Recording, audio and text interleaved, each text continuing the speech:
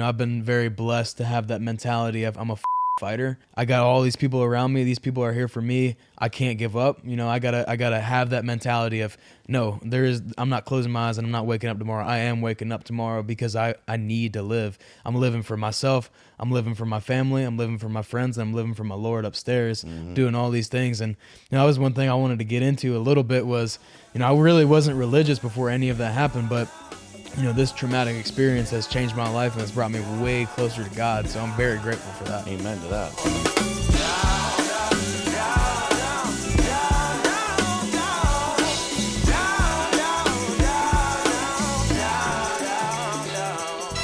Yo, it's your boy. It's Phil Wham Bam Benamino. It's another Wham Bam Wednesday, baby. And as always, the show about ordinary people who have done extraordinary things. And today is no different. But as we always ask, please show us some love, baby. Go down there and subscribe. Hit the subscribe button. Go ahead, like it, love it, share it. Tell us the things that you like about it. Tell us the things you don't like. We don't care. We want comments, man. We want to go ahead and have you engage so that we know exactly what you want.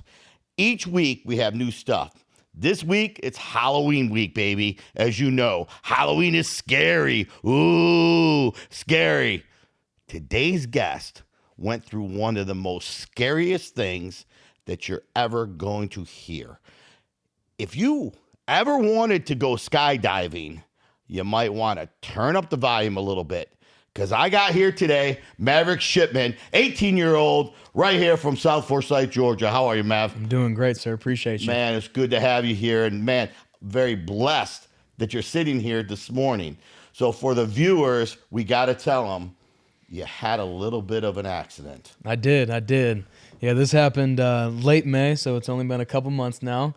I'm still recovering, but, in late May, I had myself a little tumble. And you know what? It's so fitting that you got a cool-ass name, man. Maverick? What a cool name. Yeah. But when you think of Maverick, I think of Top Gun, right? Yeah. You think about the fighter jets and everything else. What happens when that shit goes down, man? Yeah, you think about guys that can fly. Apparently, I could not. Yeah. So Maverick, from what I'm told, now I haven't seen this video yet, but I've heard a lot about it, obviously. But you went skydiving, and you had one of the most unfortunate things in the world happen where the parachute did not open. Is that correct? So parachute opened, and, I was very grateful for that. However, I decided to jump solo for the first time, and instead of doing the tandem like most people do, I'm 18, I'm invincible. I said, fuck it, let's go. And I jump solo after doing a 3-hour course. I jump, I get too low, take a turn too low, wind picks up the chute, smacks me on the concrete, man. Not good. Oh, man, we got to see that. Alex, you gonna throw this up, man? We got to check this out. I haven't even seen this myself. I know the viewers want to see it. We got to know exactly what we're dealing with here. Damn, it's a big parachute right there. Yeah, come on. Oh, shit. That's concrete right there. Damn. Yep, so that landing zone is what I should be landing on, that green. And I took a turn trying to avoid hitting a car and fucking just smacked it. How many bones did you break there? So I ended up breaking a couple bones in my nose, but that right there is my elbow. So I had the ulna, which is, you got 2 bones in your forearm. That poked through my skin, and my elbow completely shattered. So that's the reconstruction of the elbow. That's what they're recreating. Wow. Yep. Damn, look at that. So you know what, dude? You're lucky. So you didn't fall on your head or anything like that. Did you have a helmet on? I did, but I got knocked out, man. I was out cold for, let's say, 5 minutes. Really? Yeah. What do you remember? Going back to that moment, was it like PTSD, man? Do you have a good visual of what happened? I think the brain is great because as you get to a traumatic situation like that, they actually, the brain actually stops all memories from being formed. So I don't remember anything as far as the traumatic, the smack goes. What I do remember, and this was the last thing that I do remember, was being at 3,000 feet. So I'll give you a good visual. I jumped at around 14,000. I pull my parachute at 6,000, and then I get to 3. You know what? Hold on. Let's rewind this a little bit. Let's go back this up, because you got to take me through this. Because first of all, I got to understand, what made you want to skydive? I know people love to do this, and they always ask me, "Yo, wait a minute, you want to go skydiving?" I'm like, man, God didn't give me wings, bro. You know what I'm saying? He didn't make me a bird. I am a human for a reason. He gave me legs, so I'm supposed to be on the ground. But obviously people like the adrenaline, the rush. You're an athlete, a great athlete at that. Division I, college, you're getting ready to play football and stuff like that. You're 18, all of a sudden you decide you want to go skydiving. What was the reason behind that? Man, I wish I could go back and smack myself in the face and tell me not to do it. Do you? So it was a graduation present. It was, me turning 18, big hoorah. Who gave you that graduation present? That's man. who we got to smack. If that was you, shame on you. Hey, man, it was the grandma, so we can't be Grandma too... did it? Oh, my God. Grandma's like, hey, let me take him go skydiving. Yeah, man. Oh, man, that's hard. We can't be too mad at grandma, right? No, we can't get mad at Yeah, grandma. man. So, I graduated the day before, and the next day I was like, let's go fucking skydive. And I did it with my brother, who he's done a solo jump before. He's a stud. He's same way as me, adrenaline junkie. We like that. We like that rush, right? Yeah. So it was the same thing for me. It's like I wanted to go get that adrenaline because I love jumping off shit. That's how I am. But skydiving is another ball you game. used to do some of that stuff when you were younger? Like, did you do some, jumping from building to building, some of those types of things? Yeah, man. Like, I always, there's a, Settles Bridge, which is like the one that we grew up jumping off of, which is right off Highway 20, man. That's the childhood spot. So I'm always jumping off things, climbing things. Like, that's just how I am. Did you ever break any bones before? No, that was the first one. Really? That was the first so one. You never had any accidents and no close calls? No, man. I'm honestly have been pretty lucky, and I'm still super, super lucky to be standing. Dude, you're blessed. There's a difference between being lucky and blessed. You're right. Okay? Let's right. just call it what it is, man. Absolutely. You're one of God's child that he has chosen to keep you here. You got great things ahead of you, man. I Absolutely. truly believe in that. When something like this traumatic happens to somebody and they can overcome it, to me, there's a purpose behind that. And I'm sure we're going to talk a little bit more about that, what that purpose may be. But, the reality is, being 18 years old, just graduating high school and wanting to jump and doing it by yourself. Like, what were you thinking, man? Man, it's I've said this once, I'll say it again. It's just the fact of being young and thinking that you're invincible. I think that, us as young kids, we're like, yeah, man, like nothing can stop me. Nothing's going to hurt me. Nothing's going to bother me, whatever. And I was just like, man, I should probably think a little bit more rationally before making a decision like that. But you know what? Things happen for a reason. I've learned lots from it. So, I'm here and I'm grateful. So walk me through the whole day, man. So you're getting ready to go. Did you go with a bunch of friends? That was just me and my brother. We drove up there the night Did before. your brother jump too? Yeah, he did. Okay. Yeah, so I crashed right before, he jumped after me. He jumped after you? Yep, he jumped Wait, after me. did he know you crashed? So he saw me crash, which was the hard part for him because he's up there, right? So, he jumped out of the plane after I did. So he's sitting up there. He's flying down. He's like, fuck, I got to land this after I just watched my little bro just smack the damn ground. So I'm sure there was a lot of things going on in his mind. Yeah. I bet. It must have been very traumatic for him. For sure. Wow. So, obviously you went up with your brother. You're going to do something cool together. But he's done this before. He done it once, yep. So he had done it once. So he's an expert at that point. There you go. Exactly, right? And you're like, I'm not going to be outdone by my brother. So I'm going to go ahead and not do the tandem thing. Exactly. That's really the rationale. Like, as a young man, that's what I think. It's like, no, my brother can't beat me. Hell no. Yeah. So I'm going to go out there and I'm going to do it by myself. So what, ambulance come out, take you? Yeah, I had the helicopter come get me. So I'll give you the little rundown, right? Yeah. So I smacked down. I'm out cold for about 5 minutes. And everybody's, they were super helpful. So I definitely want to, if anybody listens to that, they were, I'm going to give them their credit. They were amazing. They ran after me. They wanted to make sure they did their procedures. They did great. They came after me. I was out cold, wasn't moving for a while.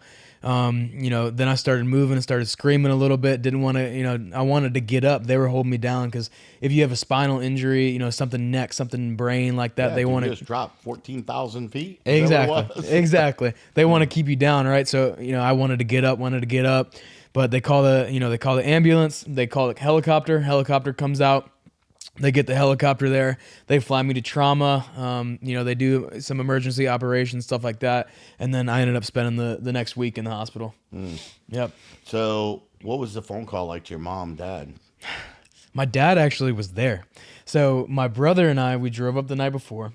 And then the following day, so we stay in the hotel the night of, whatever. And then comes the next day, the day we're jumping. Dad drives up with grandma who bought the present. Oh. So grandma, grandpa are sitting there. They're watching. Dad's watching. I'm probably about 100 yards away, and they watch me smack. So dad sees it, and then dad's the one who starts making phone calls, starts calling mom, and is like, yo, fuck, something just happened, right? Yeah. That's crazy. So, talk to us about the recovery, what that was like. I mean, again, a lot of people die from that, man. I mean, let's be honest. It's a hell of an impact. Absolutely. Looking at the impact, it looked like, yeah, I mean, you're sitting there, you got your elbow all busted up, your knees are busted up, your nose is busted up, but again, you're alive. So what was going through your mind at Yeah, it that point? was, I wish I could say there was a lot going through my mind. However, I had, severe concussion, so there was not a lot going on.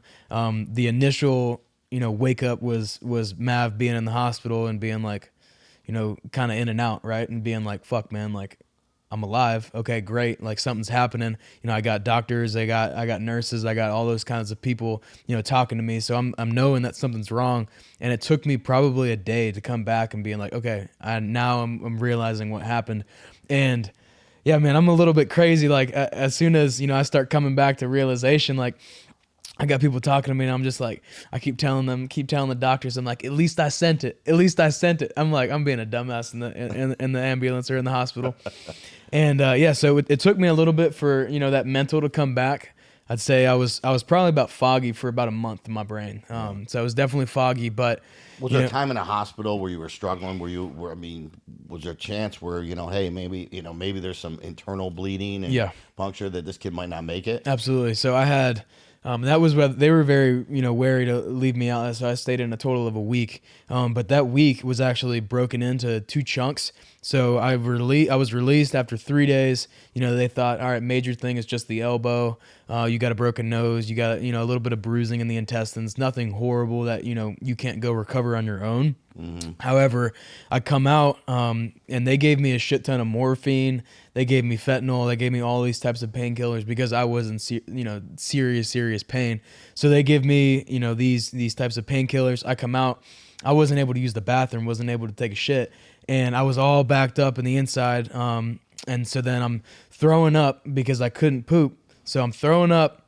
And then I'm Man, not. I thought you were gonna start saying I'm throwing up poop, man. Right, fuck. I was like, what the hell? No, That would be crazy different. shit for real, dude. It was fucking. I was in a low point because I'm throwing up. I can't shit, so like everything's kind of wonky inside, and I'm not really eating like I could because I had broken that nose, and then my teeth went through my mouth as well, so I was all stitched up, couldn't really eat, and then I'm throwing up like hell, doing all this kind of thing, and I'm not eating, not getting the nutrients that I need. So my sodium levels dropped like hell. I felt horrible.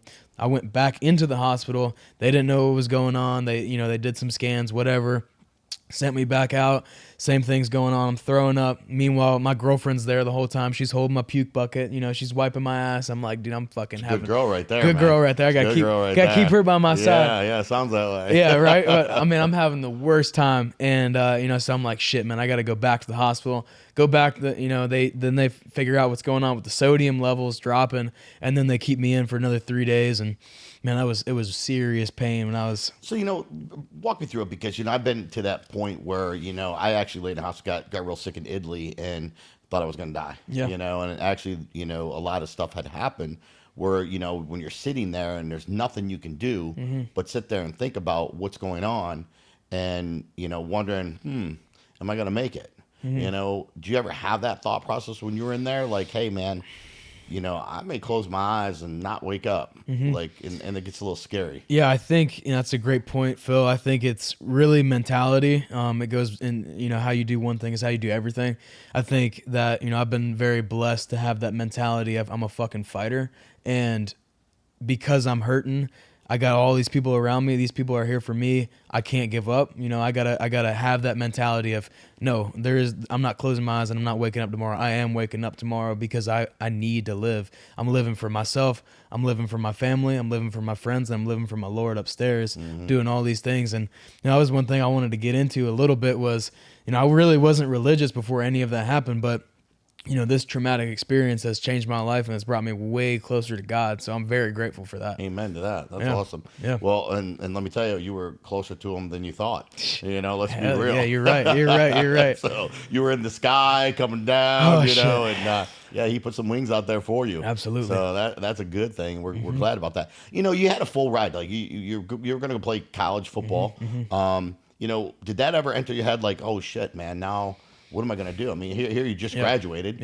and you're getting ready to, start college. You're going to Wolford College, great school, kind of like the Harvard of the South, right? That's what they say. So you're a smart kid too, aren't you? Yeah, smart kid jumping out of planes by yourself. Yeah, maybe not that smart. Maybe not that smart, but what were your thought process on that? You know, football was a big part of your life. Football is a big part of my life, and I think that when it's something traumatic like that happens, football becomes the second priority, right? Like football is not at the top of my thought list when I'm saying, hey man, like I got to get back, I got to at least figure out what's going on internal. When you're thinking about internal bleeding, when you're thinking about having really serious problems going on inside your brain, internal bleeding in your brain, you're not thinking about football. Yeah. You're thinking about, okay, I got to get healthy. I got to do everything that I can on my end so I can be healthy again. Yeah. Right. How about the college, man? What they do when they heard about that? They were actually very great. So I called my coach a week later. I'm not bedridden, nothing like that. I get back and I'm like, I'm a very active guy. I got to get out. I got to get going. And I call my coach and I'm like, all right, shit, coach, there's something I probably got to tell you.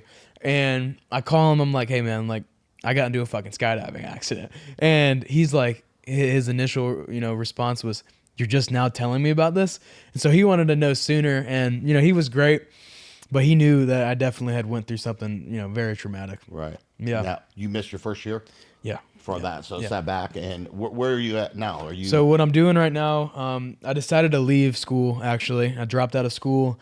I didn't want to use that red shirt year as well, because if I would have taken that medical red shirt, it would have been a year of eligibility lost. Mm-hmm. So what I'm doing right now is I'm taking this little, semester off kind of thing and getting back in shape, taking care of my PT, all of that kind of thing. And then come January, when that rolls around, I'll be ready to go. Not 100% yet, but, ready to get in there, do the mental side of things and, understand the playbook, all that kind of thing, and get in the system. Yeah. So you're saying not 100%. So what do you feel like you're lacking? Where's so your weakness right now? I'll show the viewers. So I'm having, limitations in my elbow right now. So I know, we got the picture rolled up, but I had, serious surgery on the elbow. And what I'm struggling with now is extension of my elbow. So getting that arm fully straight. Think about doing a push-up, like I can't get that arm fully straight. And I got a couple things lingering, ankles, wrists, stuff like that. And what position in college you playing? Inside linebacker. Linebacker, that's it. Yeah, and you got to have that explosive. You got to have that pop, right? And I don't have that pop necessarily right now with my ankle. But, I'm working through it, and there's nothing that, I can't fix, through doing my own PT and stuff like that. Yeah. Well, it's amazing what the mind can do, okay, Damn for the straight. body. Damn and straight. That's the reality. Like, a lot of people think that, you get knocked down, maybe I'm not supposed to go to college, maybe, this is a calling, God's telling me something else, or you turn it up and you say, hey, you know what, this is just a little bit of an adversity that I'm going through, and this is going to identify who I am as a person. Yeah. And obviously, knowing the type of person that you are, what is it true that I heard that you were out in the gym working out like 2 weeks later? Yeah, it is. So I'll tell you, Phil, I actually, and I had that same thought process, right? I think, you can only stay as strong as you can stay as strong, right? So like I had this point in my mind where I got a little weak, right? Like I wouldn't say I got weak because obviously I had something seriously traumatic happen to me. Sure. However, my mindset did shift to that same thing. Maybe this is God's way of telling me football is not the option. Maybe this is God's way of telling me I just need to slow it down a little bit and I don't need to play football. I need to take care of my body. I've already had a couple injuries. I need to slow it down. I thought that was God's way of telling me, and I had that that thought process in my mind. And when I stopped playing football and I'm not playing football for a couple months, I'm like, shit, man, I need to get back. And I'm writing my story right now, and that was the biggest thing. It was like, no, this is not God's way of telling me that I need to I need to veer away and do something different. This is God's way of telling me, okay, how much do you really want? How bad do you want it? Right. How bad do you want it? I always believe that, man. And I say this a lot, and I tell to a lot of kids today that it's not about being knocked down, right? It's about how you get up. But that's what really defines you as a person, as a human, and as an athlete. How are you going to respond to adversity? Let's look at DeMar Hamlin, right? Yeah. This guy died. I mean, he was dead on the field. And again, he's back the following year. Dude gets an interception. Yeah, I mean, he's got, he's leading with tackles and everything else in his team in the deep. I mean, it's amazing. So you sit there and say, okay, if that guy can do it, surely anybody can do it if they really want to.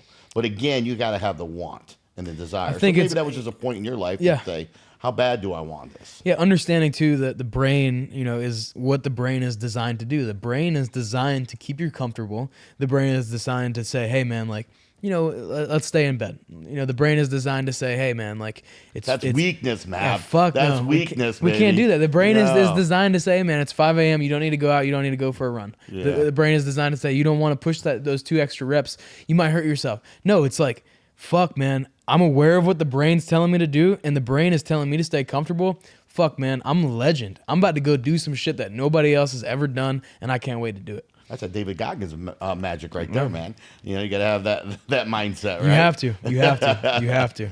So, what has your recovery been like? So tell me walk me through that. Like, what have you done for, I've done a lot of shows. We've talked a lot about biohacking and different things with the body. Yeah. What are you doing? You doing some cold plunging every day? Oh, You man, dipping come in on. it or what? Yeah, man. So I was a big cold plunge guy even prior to the accident happening. Cool. We're gonna get you the cold plunge here, man. Oh, man, hell you get yeah. a wham bam cold plunge. Let's go. Wham All bam man, cold plunge, baby. We're gonna hit that. We're gonna hit that up, man. After Yeah, I this. love it. I love it. Yeah, man. So big cold plunge guy. Get in a cold plunge every day. Yeah. Actually do a little nature cold plunge in the Chattahoochee River. Oh, yeah? Shit stays right around 50 degrees. Hop in there. Gets cold, baby. I love it.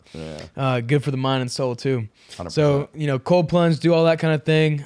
Working out still, and a lot of people, like you said, I was in the gym, a week, 2 weeks later, and that's weird for, some people would be like, why the hell are you in the gym? You have a sling on, you have a cast on, you're in a boot, whatever it may be.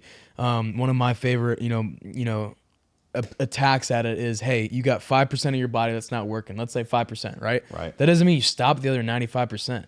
Like, you need to work, you need to get the blood pumping, you need to be in there, and if not for physical benefits, at least get in there for the mental aspect. Because I leave the gym, every single time I leave the gym, I feel so much fucking better. Yeah. So that's much awesome. better. Yeah. And the hardest part about going to the gym is showing up, right? Yeah. And that's the thing. When people show up afterwards, it's like, bam, you feel so good afterwards. And you feel like you got something accomplished. Even if you can't work out, you can help others, and you're inspiring others to say, hey, look at this guy. This guy could do it. That's the one thing, I noticed in gyms. It's so funny because a lot of people, I had a buddy of mine, he was heavy set and, he was afraid of going to the gym. He's like, people make fun of me. I'm out of shape. I'm heavy. And, and the reality is like, nah, man, gym people are different. Like, when you go to gym, you have a respect for people that show up. Yeah. And I don't care how they look. You know what I'm saying? Like, you don't sit there and you don't judge people. You actually encourage them. You're like, man, good morning. Good to see you. Yeah. You know what I'm saying? Like, this is awesome. That There's a you're here. contagious energy. It really is, Yeah. And I think there's a stigma. People worry about that, hey, if I'm fat or I'm out of shape, I don't belong in the gym. No, that's actually where you belong. Exactly. You know what I mean? And be around the people that need, that can help you and support you and stuff. It's Absolutely. like a support system. Man, it's the biggest. I see that, all the time throughout my gym, whether it's I'm going at 5 a.m. or I'm going in the afternoon, I'm going in the evening, whatever. It doesn't matter when I go. I see people encouraging other people, and I love to see that. It's amazing. It's so funny because no matter what people happen in life, and this happens as you get older. You're still young, man. You're 18, so you haven't experienced all these things. But I can tell you about some of my journeys and what I've experienced. But, through a lot of journeys as you get older, people always make the excuses. I don't have time. I got family now. I got kids. I'm married, different things. But then all of a sudden when something goes wrong in their life, boom, back and working on themselves in the gym, and then all of a sudden you see a difference and a change and you see a little more confidence. And it's funny how more people don't realize that and just say, you know what, I have to make this part of my day. Yeah. It's like sleeping. You know what I mean? It's hygiene. It's hygiene. Yeah. Exactly. You gotta take care of it. Just think of it like brushing your teeth. Like, there's not a day that I won't do something active. And if I'm not, I'm in the gym 6 days a week. And if I'm not working out those 6 days a week, I make sure that I have a recovery day. It's NDO, baby. Wham Bam says NDO. No days off. No days off. No days off, man. All right, Wham Bam crew, give me a break there. I take a active recovery day. So I'm either in the cold plunge, sauna. I'm you're out doing walking. something there. I'm You're doing doing something for the body. Yeah, That's something for the body. important. Body and the No, soul. NDO, right, Wham Bam NDO. crew, NDO. That's right. That's right. So listen, where are you going from here now? So talk to me a little bit. So you're going to go back to school. Yep. You're going to go ahead and hit that football field. Yep. You excited about it? Ready Man, to I'm go? fucking fired up. I'm ready to roll. Yeah. So actually, I left Wofford. We left on good terms. Everybody at Wofford was super supportive. They understood that my situation's very, I would say, an anomaly. And so they were understanding of that, and I left with intentions of probably not coming back, maybe even not coming back to football at all. So, that was a little bit weird. That was probably about a month process where I was like, what the hell am I doing? Like, I have no idea, right? And I was working for a roofing company. I was, working as a personal trainer, even though I couldn't even do some of the things, right? It's like I was doing everything, had my fingers in everything. Hustling, baby. You're hustling. I was it. hustling. I'm a young man. I got to fucking hustle, right? Yeah. And I did not feel satisfied with doing anything other than playing football. And obviously I know football is going to come to an end at some point, but I did not feel satisfied knowing that I have not, drenched out that rag. I haven't done and exhaust all my efforts in football. And I want to make sure that I, if it's the league, if it's, I finish and get injured again in college, whatever it may be, I want to make sure that I put fucking gas to the floor. Like, I want to go. I want to go. Dude, and you have to. They say even the NFL. You know what the NFL stands for, right?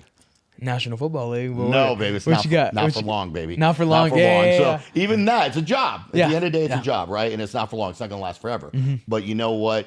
To love the game, I loved football, man. I didn't want to give it up. Yeah. It's like, that's something that people don't realize. The act of competing, the spirit of it all, the team point. I love to hit, man. That's where the wham bam came in. Just being able to just bang somebody in the head. Now they've taken a lot of those rules away. Soft shit, a little bit harder and stuff. What do you think about that, man? How do you feel about that? The rules have changed. So the targeting, the heads ahead, all that. I mean, obviously there's reason for it, but what are your thoughts as an athlete and as a player? I'm a linebacker. Viewers, I'm a linebacker. I'm a running back. I'm a contact guy. I love being in the fucking shit. That's what I'm about. And for that, to see that and see some of the things, I understand it, right? Like you said, it's done for a reason. I see guys like Tua Tagovailoa who, he's got his fingers crinching in because he's so messed up. He's got things going on internally that are wrong, right? That's super important that we, take care of guys like that, whether it's wearing a guardian cap, like you've seen those, implemented within the league and stuff like that. But you know what? I think that's in any field that a person does. I mean, you could go find a welder, and you know what? He's got problems. He's got carpal tunnel. He's got problems with his hands because he uses it every day. But he doesn't get the same. Dude, I got a welder best friend who just dropped a piece of metal on his foot, and now he's got an ankle that's this big, literally right now. Yeah. And it happens, like you said, it happens in any aspect. However, when you're dealing with the brain, it's super important that we take care of the brain, right? We're not gonna bullshit. That's the most important thing that we have. Of course. But I think that the game needs to be played how the game is played. I think that it's transitioning into a very different game. It's transitioning very soft, and I don't like it. Yeah, I don't like it. You're gonna change it. You're gonna bring the heat. I'm gonna do something. Yeah, come on. Yeah, man. So what are your what are your goals? What are your goals with football? Obviously, you want to play for more years, but is this something that you think that you might want to do for a living? Absolutely. Yeah, I think actually took the recent accident to transition that mindset. So I was big into football. I felt like for a while though that was all I was viewed by as other people. Like they were just like, hey man, this is this football jock, whatever. He's this fucking dickhead who just plays football, whatever. That bothered me. It got to me because nobody ever talked to me about anything but football. And I was like, okay, I don't really know if football is what defines me. It bothered me for a while. I was like, I need something other than football that, is me, right? Because you can't be defined by something that you do. You're defined by somebody who you are, right? So it bothered me for a little bit, and I, wasn't planning on trying to go to the league. I was just planning on, having school paid for. That was my plan, and carrying it out a couple more years. But this recent accident, once this happened, I was like, fuck, man, this is what I want to do. This is what I want to do because it's bothering me every single Saturday, every single Sunday, every single Thursday, every single Monday when I'm watching football, and I'm like, fuck, man, I should be out there, especially on Saturdays, knowing that I'm as good, if not better, than those guys that are playing.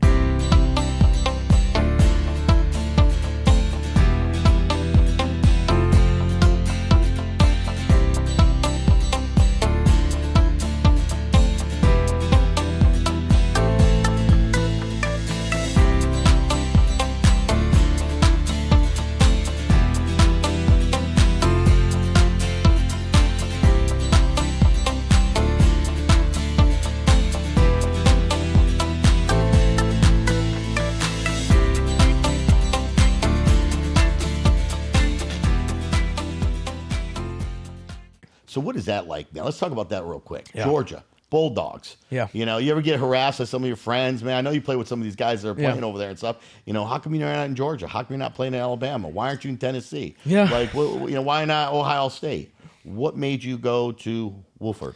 I think, I want to play football, right? And it seems like a simple concept, but I think a lot of guys, and they chase the big name, they chase the what's gonna have this girl come to me, or what's gonna get my like whatever it may be. Oh, he went right there.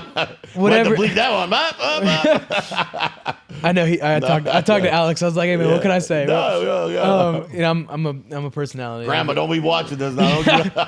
All right, right. But what's gonna attract the views? What's gonna have people like my fucking Instagram? It's like, what do you want, right? Do you want to play football, or you want to be like, I always had a middle school coach call us a fucking chicken eater. It's like, you want to eat the chicken biscuits on the game days and hang out with the cheerleaders, or you want to play football.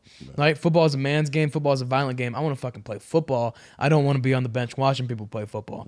And it really eats at me when I am watching people play football, as I've recently learned. So, I think that approach, where am I going to play? Where am I going to get a good education as well? Like you said, Harvard to the South. I don't know about that, but we'll go there. That's what they say, man. That's what they say. That's what they say, right? Yeah. So, and one thing I wish I took into more of account was, would I like to be here if I was not playing football? And that was the situation at Wofford, because I would have stayed if I enjoyed it as a student and not an athlete. But I was so focused on, I'm coming here to play football. I'm not coming here to play, or not play football and be a student only. I think that's very important. So whoever is considering making a decision in college football or any sport, make sure you like that school, especially if you're not playing that sport. It's great. You're obviously mature to say those types of things. And obviously myself, even I played Division III, game at the time. I wanted to go D1. That was a big thing. But it's like, again, I want to play. Yeah. So I could start D3. I can get out there on the field. I can start smashing bodies right away. Yeah. Make a name and enjoy it. Didn't want to give it up. And you can still go pro in Division III. Ali Mappa, who's on my podcast, he actually played for Tampa Bay Buccaneers, Pro Bowler. What about you, Super big Bowl Colts champion. guy? Come on now, you can do it. A little couple practice teams. But he made it. You know what I mean? He was drafted in the first round, 60th, right out of Division III school. So it doesn't really matter where you go. What matters is what you do when you're there. Yeah. And none if you're of that locked shit in and matters, focused, man. it doesn't matter. Exactly. And I completely agree with you. And I think that there's a lot of more, distractions imposed when it comes to playing at that high level, because it's like, hey, I got the tutors, they're doing all my homework for me. I don't really have to do shit. Or it's like, I got all these resources. You got all the chicks. You got all the sorority or whatever it may be. Partying. You got the distractions, right? Yeah. And you a big partier? I like to throw down. Yeah. I like to throw down. I'm focused. So but let me ask you, can you stay disciplined? of course. Yeah. Discipline's So my middle name. you got a big party, but you got to drink the night before. What's it going to be, man? I'm a work hard, play hard kind of guy. As long as I got it in that day, and if it's a Saturday night, I'm gonna fucking throw it down. All right. But I'd say I'm very focused and I'm very disciplined about what I want. But that to say, I can't veer off a little bit. If it's gonna keep me sustained, on my goals, then sure. Just don't go skydiving. Just don't go. Game. There you go. There you go. You might have to. Your coach gonna maybe put that in the contract. I mean, if they're giving you a scholarship, I think you're that gonna have something in writing there. that needs to be. Yeah, that probably because I signed an NLI, I signed my national letter of intent, stuff like that. But I think it was it was implied, but not really in the contract that, hey man, you should probably not skydive. Right. Yeah. Yep. So what is that like, man? Because obviously you made made the news, obviously locally and everything else. What is it like when people come up to you now? You're at the grocery store, you're out there at church or Chick-fil-A drive-through, whatever. Yeah. People are like, man, that's the guy that freaking was skydiving and shooting, hit the ground. What's it like when somebody comes up and talks to you? It's different now because is it more of a sad thing, or is it like how do you feel? It is a little bit. It's Yeah. weird, man. It's like I'm not fucking sad. I'm happy, man. I'm grateful. I'm blessed. I'm extremely blessed, and it's not this like melancholy feeling. People will come up to me, they're like, "Tell me what happened," and I'm like, "Yeah, I'll tell you what happened," and I'm fucking here. Like I'm ready to go. Yeah. And I think I was always, viewed by the public, like I said earlier, more football guy focused, but I really wanted to, use the influence that I had as far as, being a good football player, especially in my high school. Use that influence that I have to, tell, a little girl, hey man, I like your shirt. I like your shoes, to see this kid who's having a bad day, man. Like, hey man, your smile's nice. Whatever it may be, just throw a little compliment around there because it really makes that big of a difference. That's strong right there. Your smile's nice. Nobody talks like that, bro. No. Nobody does that anymore. And you know what? Today's society, it's so much different because everybody's on their phones and everybody nobody wants to talk to anybody anymore. Like, they don't even want to have a conversation with you. You know what I mean? It's like you're sitting down and you go walk into a restaurant, and everybody's on the phone. Yeah. There's nobody even, conversation. So I think those are the little things that are missing. It's and it's super great important to hear from somebody like you. Yeah, I'll tell you, I was actually, this happened today. Yeah. So I was in line. I was doing my, first time voting, and Nice. Who'd you vote for? I'm not gonna say. Come on, man. Come on, tell us. Fucking Trump 24, baby. Trump, baby. Let's Trump go. 24, Let's go. baby. Let's go. Fuck yeah, come on. I'm gonna own that shit with my chest. That's right. You got to be proud of what you did. Fuck yeah. It's Trump 24 all day. Nice. So I'm in there. I'm in line, and I'm conversing with the guy who's in front of me. And you never know who you're going to be with. You never know who you're going to talk to. You never know any of that stuff, right? So I'm talking to this guy, and, we're having a good conversation whenever I'm asking about him. He's doing labor union stuff, whatever. And, I tell him what I'm doing. I tell him that I'm working as a fitness coach in another space. I do, private contracting, stuff like that. And, he waits for me after, because he was ahead of me. He waited for me maybe outside for 3 minutes and waits for me. He pulls me aside. He's like, hey, man, I just want to, I want to connect with you. I want to get your phone number, stuff like that, because I do some private consulting stuff. I love your charisma. I love that you introduced yourself. I love that you were open to have a conversation with me. And I was like, dude, that stuff goes so far. Yeah. And just a simple, hey, I like your t-shirt. Hey, I like your smile, man. Right. Or, hey, what's going on? Like, because he was on the phone. He had like a little earbud in, and I didn't know if he was talking to me. And I was like, hey, man, you talking to me? Like, whatever. Zero effort. Zero effort. And it's so funny because even people watch it post, they'll sit there, they'll see posts. It takes zero effort to give it a like. Mm-hmm. It takes zero effort to follow. But some people don't want you to know. Mm-hmm. They're watching you, but they don't want you to know they're watching you. Yeah. You know who you are. You know what I'm talking about. Yeah. But it happens all the time. And again, it takes zero effort. And just that one little thing can make such an impact on a person's What do you life. think it is? What do you think, I think that it's just having the easy access to the phone? Is it, loss of masculinity? What's going on? I think there's a little bit of both. I think people lost who they are as humans. Mm-hmm. You're seeing that more and more, especially with AI coming out and robots and different things. Yeah. People don't have those interactions. I mean, growing up, and I actually had this conversation with my mom. It's kind of funny. Growing up, we had dinner around the table. Yeah. And the reason why, you had dinner around the table is you could talk, you found out what happened at school, you found out what happened through the day. Yeah. You talk about your parents, what happened at work, and you got to hear the good and the bad. It wasn't always good. Yeah. There's some yelling at the table too, but you learned about your family and what you were going through, some of the struggles as well as some of the good things. You know what I mean? You had the highs and lows. Now there is no sitting around the table eating. People ordering food on the phone. They just getting DoorDash right to the door. They just getting waited on hand and foot. And parents, honestly, are walking away from it too. Like, parents are like, okay, out of sight, out of mind. My kid's good. They're taking care of themselves, and that's a good thing. Yeah. I believe, and this is just, and it's not everybody. Don't get me wrong, but I see more and more. I feel like more and more parents aren't parenting. Yeah. And I saw it through coaching too. I mean, a lot of parents would put their kids just in coaching, so they had daycare. Yeah. So they had a place to put their kids. Yeah. While they could go home and enjoy. They wouldn't even come to the games, man, and watch these kids play. And it was heartbreaking to sit there and say, man, this kid's busting their chops all week, and whether they get in there for one play or the whole game. Yeah.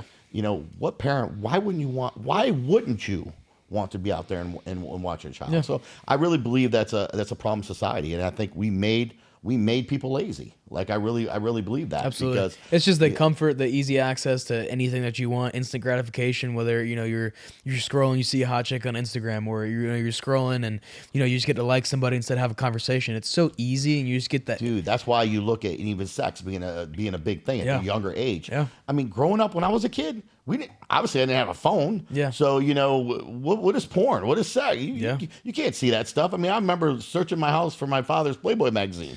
You know what I'm saying? Dude, trying to find one of those covers. You're on that topic, topic, those man. anymore. Dude, I'm very passionate about that, and now that you're on that topic, I'll definitely bring it up. But it's just we are primal beings, and we veered so far away from that because we have that easy access to fucking porn. We can just put our hand in our dick in our hand, and it's just like, oh, it's like, no.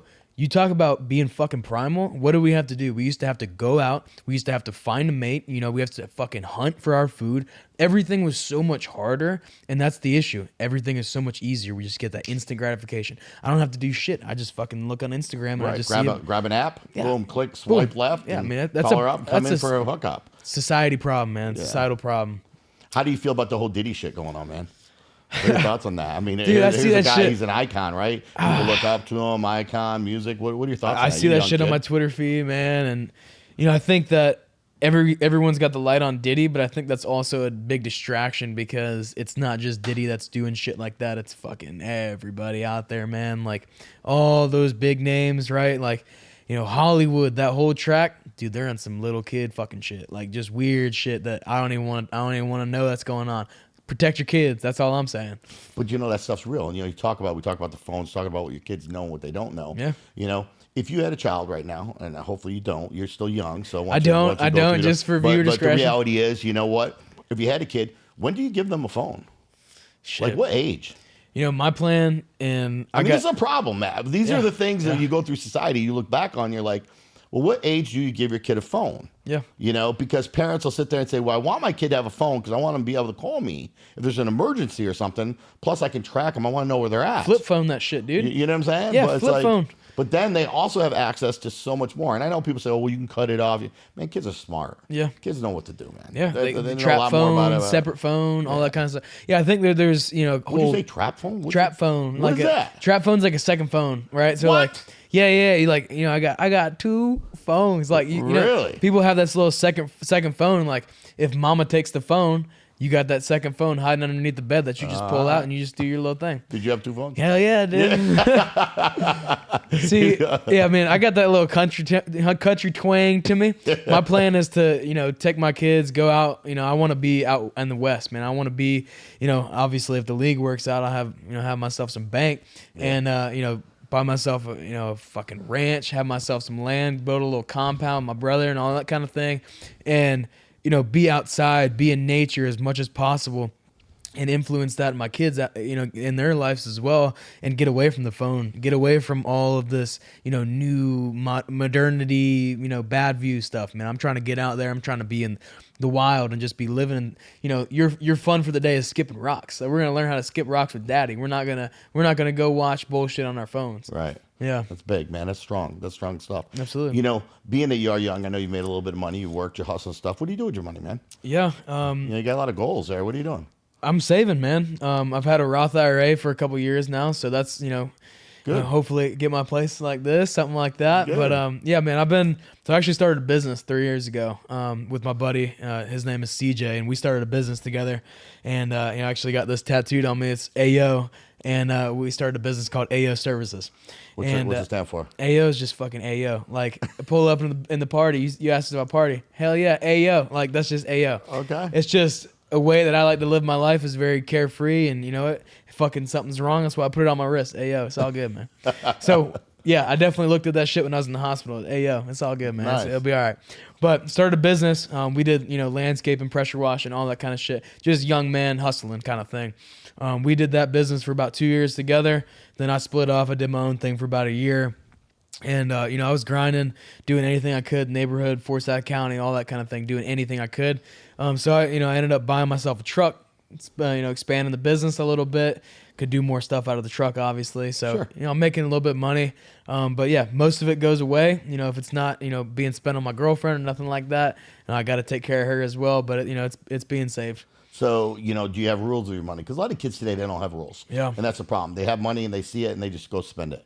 You know Yeah. what? Because it's like, hey, they have easy access. Oh, yeah, I'll just sell you the money. I'll just cash app it to you. Yeah. I'll buy this or buy that on the internet. Yeah. You got Amazon there that you can get anything tomorrow, right away and stuff. That instant gratification to get that dopamine, Yeah. that feeling and stuff. That hit, yep. Right. So, do you have any rules as a kid with your money or what? Yeah, I'm not a budgeter. I think I need to transition to that. And, one thing I want to learn more about, is investments and it's stuff like that. I think, as young people in school, I think we should learn more about that. I think that we don't learn enough. We don't learn shit about, how do I pay my taxes? Like I'm starting to, because I was working in a gym. Right? Yeah, it's like, I'm like, I don't know how to fucking do a W-2 or a 1099. None of that. Like I didn't learn any of that in school. Right. And, they just throw you out in the world. You got to figure it out yourself. I think we should, incorporate more of that stuff, home ec, all that kind of stuff. Right. But I'm not a budgeter as of now. However, I'd say I save as much as possible. And if I'm gonna spend something, it's gonna be not on myself. I don't buy shit. I don't buy fucking the new clothes. I don't buy the new shoes. I don't buy the new game. I don't buy any of that shit. I'm really focused, really locked in on what I need to do. And as far as financials go, if I'm gonna buy anything, it's gonna be, a birthday present for my mom, or it's gonna be, taking my lady out for a nice anniversary dinner or something like that. All right, man, I'm going to do something for you, man. I'm going to give you some knowledge right now. Okay? Yes, sir. You may have heard this from me before. I'm going to give it to you because I've told the viewers this before, but Yes, sir. I'm going to let you. You got to have rules when you have money, okay? And who is your partner when you're in business? Yourself? Your money? Nope. What is it? IRS. They're your partner, no matter what. They're going to get a piece of your money. Every single dollar that you make, they're going to get a percentage of that dollar, okay? So typically, you like to say they're going to get 30% of your money. That's what's going to happen at the end of the day. So if the IRS is going to get 30% of your money, how much money should you take? So out of that, let's say, are you talking 70% is your new number So now? now you got 70% left, right? You got 70%. I'd say, you taking in your pocket, or are you saying saving? No, I'm saying, what would you do with it? I'd say I'd probably save about 55% of that, and 15% could be, invested. All right, so here's a rule that I always like to go by. Absolutely. And if you stick by this rule, I promise you'll be a millionaire within 10 years. Please. Okay, here's the reality. You take 30% of your money just like your partner did. If the IRS lives off of 30%, takes 30% of your money, you two got to learn how to live off of 30% of your money, which is 60%. Then you have 40% left over. 10% you put in long-term investments, 10% in risky investments, short-term, 10% into the emergency fund, and then 10% to your fuck you fund. Okay, that's where, like, hey, I want to take the girl on a nice chain trip or whatever, go do what I want to do, right? If you follow some rules and you do that with every single dollar that you bring in, you'll find yourself, your wealth will grow and it'll multiply, and you'll have some money. These kids today, they don't see it. They say, oh, I got 70% of my money. I'm going to go spend 70%. I want that truck. I want this. I want that. It's not about what you want. It's about what you need, And it's like, hey, if you can struggle now and realize and live within your means now at a young age, as you get older, you have whatever the fuck you want. Absolutely. So, I'm going to have you write that, that number system down for me afterwards. afterwards. There you go. We're going to do a course. I'm going to do a course. Absolutely. I appreciate it. Yeah. So, yeah, for sure. So, you know what? Let's talk about Trump, man. You saying Trump's your guy. What about all this heat he's taking, man? He's taking all this heat. How do you feel about that? As a young kid, 18 years old, you finally getting to vote. Like, what made you vote for Trump? I'm just curious because there's a lot of shit that you hear out there, fake news. You don't know what's right, what's wrong. Like, what made you say, hey, Trump's my guy? I think, I really started getting big into politics, a handful of years ago. And this was around the 2020 election. I was big into it. First of all, like I said, I got that little country twang to me. I like my fucking guns. I like shooting guns, and I don't want anybody that's going to come and take that shit. That's not going to happen. I like shooting my guns. That's number one.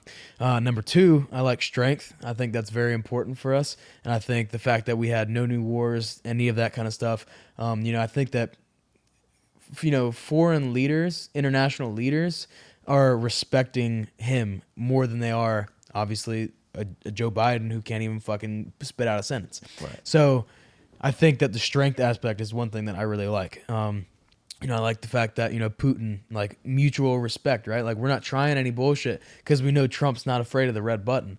I think that strength's a big thing for me.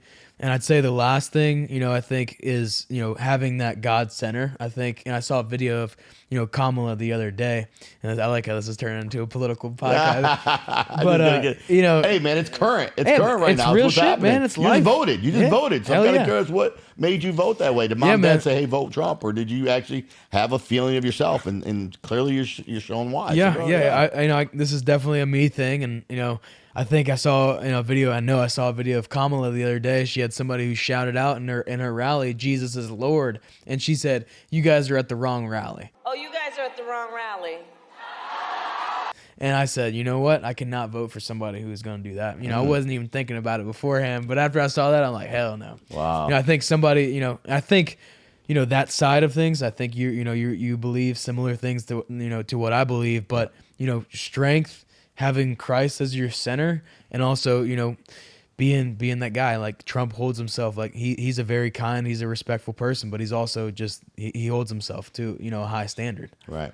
Did you see when he was at McDonald's working the other day? Yeah, it was great. See that? Wasn't that cool? It was great. Yeah, I think it's like I know a lot of people associate him as being this cocky, arrogant guy, but he has a humility aspect to him. I mean, he might have been doing that for political the views or whatever, the media stunt kind of thing. But I think he did that actually. And he says kind things to people not because he's trying to win voters over, but because he actually cares about, there was somebody who was going through the drive-thru and they said, I'm just an ordinary person. I'm just an ordinary. He goes, no, you're not ordinary. Like, you're not ordinary. And he was truthful behind, his words. Right. Yeah. Everybody's extraordinary in something that they're doing in life. What did you say at the beginning of this? Extraordinary? This podcast was designed about the ordinary person that does extraordinary things. There you go. And listen, man, you didn't have to be a professional athlete to be on this. Yeah. We've had the nurse, from the ER. We've had the neighbor, what I'm saying, that stud that was homeless and all of a sudden some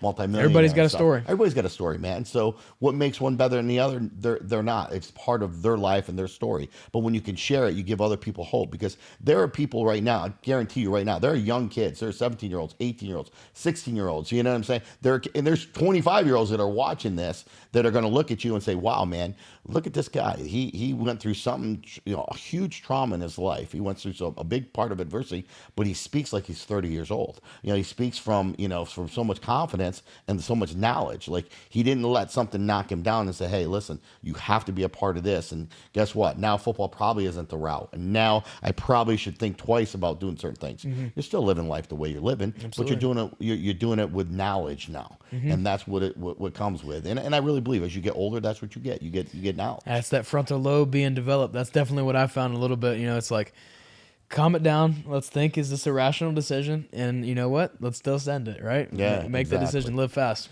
If you could change one thing about the younger generation, because you're in it, what would you change? If you could make one huge change that would help humanity with the younger generation, what would it be, man? Man, that's a fucking great question. Thank you. I would say being kind. I think that. Oh my God, dude! I literally just said that in my head. Yeah, I literally just said that. I just transferred that into your brain. Thank you. You know what I'm saying? Like, I just transferred that. That's exactly what I said. I think kindness, dude. It's number one. Yeah. I think kindness does not go out of style. Kindness can never be. You cannot be too kind. Kindness is number one. Kindness is everything. And I think we talk about everyone having a story. Like, you talk to that homeless man down the street, be kind to that guy, because that guy will leave, and I don't know whether or not he's having a bad day, but like I said about the t-shirt, like I said about the smile, be kind, spread kindness, because it's contagious. Just like that gym energy we talked about. It's contagious. And that person who's having a bad day is going to leave after you tell them your smile looks great, or you're having, your t-shirt's awesome. I love your shoes. I love your style. I love your drip, like I just said to your boy, right? Anything like that, dude, I want to go spread that kindness. I want to go, I'm fucking feeling good. I'm feeling good about myself. I want to go tell somebody else. I want to go tell my teacher that I appreciate her curriculum. Yeah. I want to go do anything. I'm ready to run through a fucking brick wall because I'm happy. I got this confidence, right? So I think kindness is number one, man. Yeah, that's huge. That's a huge point. It's so funny you talk about the homeless and people's perception. They see these people on the streets and they're begging for money. And this is something that I always, grew up teaching my kids, because no matter where I go, if somebody's out there on the street and they're asking for, I'm always giving money. And, and I remember my son growing up saying, hey, Dad, that guy's got a pair of Nikes. Those Air Force Jordans, like, they're worth more than most people have. Yeah. Like, why are you giving him money? And my whole theory was, he's standing on the side of the road begging. You want to call it begging? I call it working. He's working. You know what I'm saying? So if he's working, he's worthy. You know what I'm saying? Type of thing. And you don't really know what goes on in somebody's life. What's your mentality on, that's an interesting point. And I think that, like I said, I think you and I share similar beliefs. So I'm curious on that. Yeah. And I've gone to a crossroads on that, because I think, similar, maybe it's me being a young guy, but I'm like, okay, you could walk down to your local McDonald's and say, hey man, like I need a job, whatever, and work for whatever the wage may be. And instead of being on the street, you say begging, working, whatever you want to call it. I think that, that's not working smart. It's working a little bit harder than you need to. You know what? I think it really depends. I think every person, we don't know what goes behind the scenes. There are some people, I'm sure they're taking the money and going to buy some drugs. Who knows? Yeah. You know what I mean? Realistically, that could be happening. And maybe if that's the case, and that saved them for another day where they could realize what they need to do to be better than they were the day before, then it gives them another day, type of thing. But, what you're saying is, yeah, they could go to McDonald's. Some can't, you know what I mean? And then some choose not to, type of thing. Like, I've seen some very smart homeless people. I do a thing always Thanksgiving. I always take my family. We've always gone out, done different things. We've always gone downtown. We've always found some homeless people. We always do something special. But, and when I say that, we spend time with them. You know what I'm saying? Not just give them money, not just do, but actually spend time. The connection. Get to know them. Like, what brought you here? Like, how did you get to this point? And believe it or not, man, you'll be surprised. Some people just choose it. Some people actually like being homeless. They like not having the responsibilities of having a home, having a mortgage payment.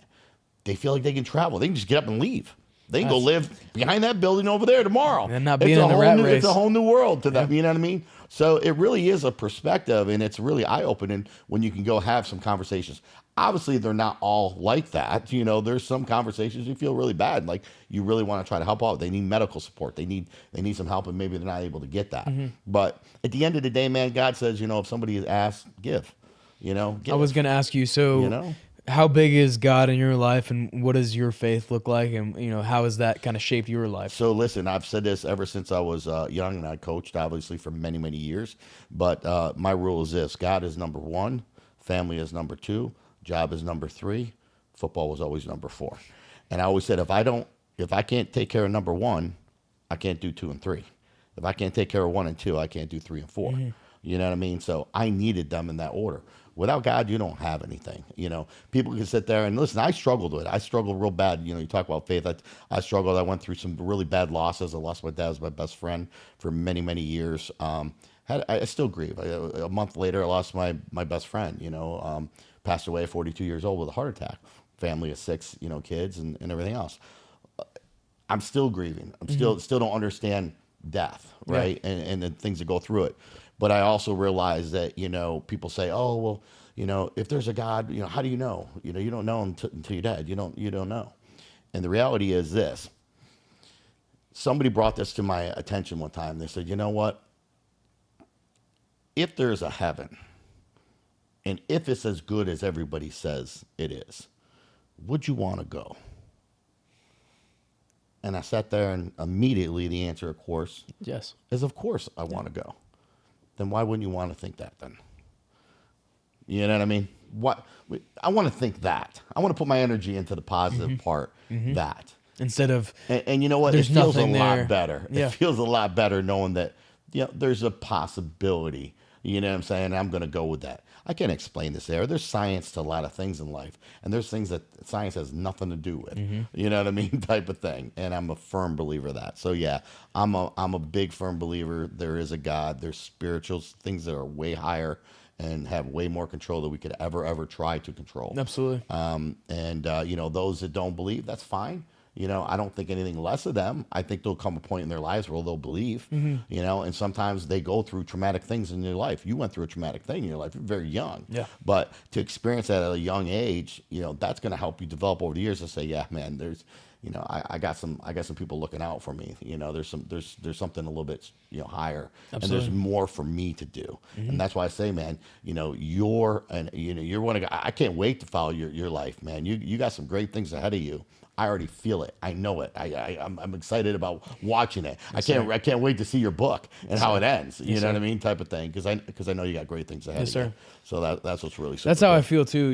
Especially with, obviously going through this most recent situation and it being life changing. But I feel like I need to act upon that, and it'd be a disservice to my Lord. It'd be a disservice to my family. It'd be a disservice to myself. It'd be a disservice to everybody if I did not realize how blessed I am and I was just average because of it. If I was just said, hey man, I'm going to walk away from football because it's probably the smartest thing to do. It's like, no man, like write your fucking story and go be great. Like you had something incredible happen to you, life-changing moment for me. But for me, it was a pivot moment. So instead of going down, what I thought was going to be the route, it just bumped and bruised all the way around. But it's like, hey man, I'm still fucking pursuing what I want to pursue. You know what? I'm going to tell you, never let anything stop you from doing what you want to do, because you can do it.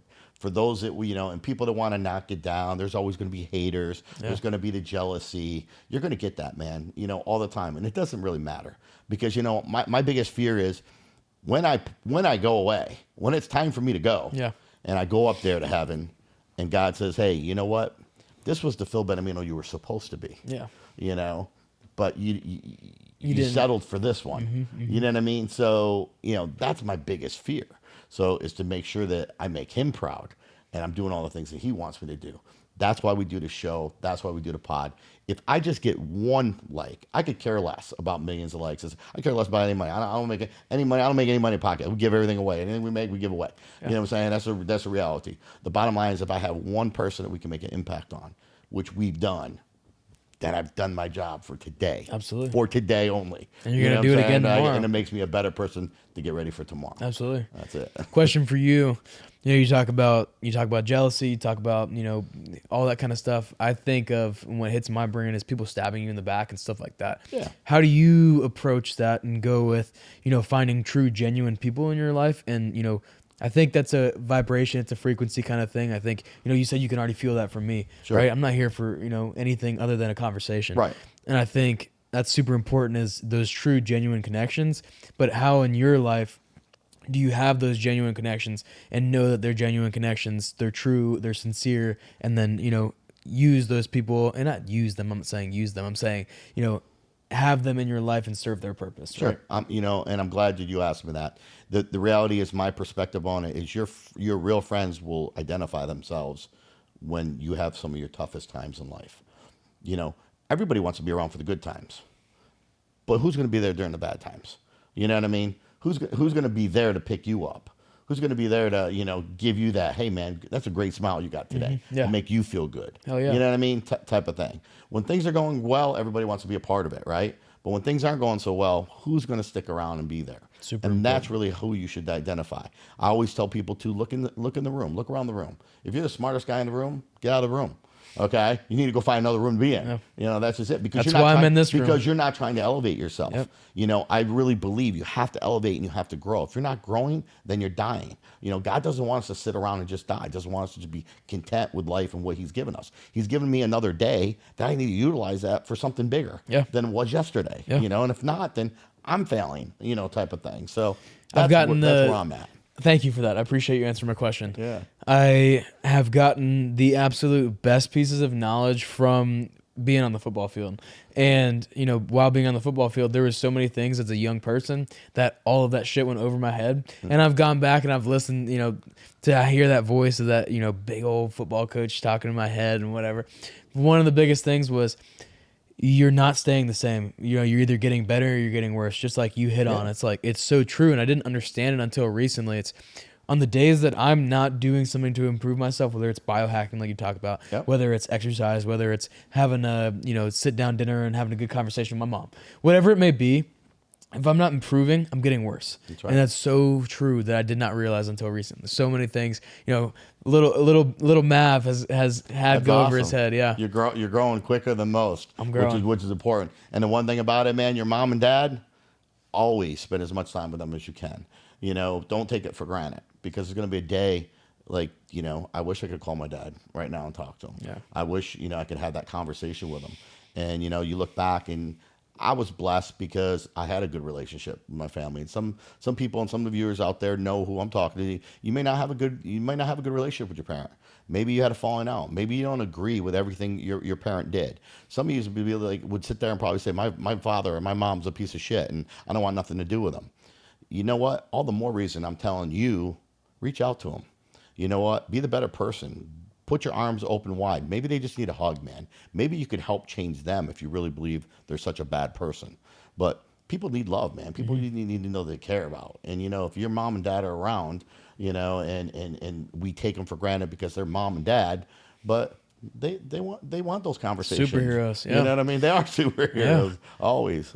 Yeah, I'll touch on that too. Like, especially for the viewers and anybody who doesn't have a great relationship with their parents, it's understanding too, that's your parents' first time parenting. Like, they're not, they don't have a guidebook, No. they've not done this 100 book. times. Like a lot of times, and especially as a kid, like I'll get frustrated with my parents and, still wrongfully so, but it's like, I don't even realize that it's your first time living too. It's your first time going through this stage of life. So it's definitely difficult, but Phil's exactly right. Reach out to your parents, whether you have a great relationship or a horrible relationship, be that bigger person. Yeah.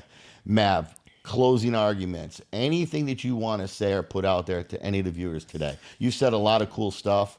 You know, I appreciate you coming here, sharing your story with us. It's amazing, absolutely amazing. Again, as I stated before, I can't wait to follow your journey because I could just feel it. You got a lot of great things ahead of you. Absolutely. But what can you tell some of the viewers out there, some of the younger kids that are experiencing some adversity in their lives, and they don't think they can? They don't think they can get up. They don't think that they want to. You know, what would you tell them? Absolutely. My biggest thing for anybody who's watching this, it's so easy to get overwhelmed with anything, right? You have this massive project that's due tomorrow night. It's so easy to get overwhelmed, but nothing gets done if you're just walking in circles. Nothing gets done if you're worried about, oh my God, what if this happens? What if this girl breaks up with me? Whatever. It's like, take it one step at a time, be 1% better every single day. It's extremely cliche. I understand that, but it's extremely cliche because it's extremely true. 1% better every single day. If you're not getting better, you're getting worse. So move in the right direction. Keep fucking going forward. Life is hard. Life is tough. Shit's going to happen that you have no idea is going to happen. Whether that's skydiving, whether that's a girlfriend breaks up with you, whether that's a friend doesn't want to be your friend, doesn't fucking matter. Keep moving forward and keep moving forward in the right direction. That's all I have to say. And there you have it, folks. You heard it right there from Maverick. Cool ass name. Maverick himself, who survived a fatal crash. Most people would be dead. Telling you straight up, put action in your life, man. Put action in your life. Do something to make yourself better every single day. And as your boy Wham Bam always says, if your life was a movie, would it be worth watching? And if the answer is no, then stop being ordinary and start being extraordinary. Till next Wednesday, baby. As always, stay positive and keep testing negative. I'm your boy, and I'm out. Hey, what's up, guys? Maverick here. Just filming an episode with my man Wham Bam. Fuck yeah, baby. Wham Bam podcast on top. Check them out. Let's go.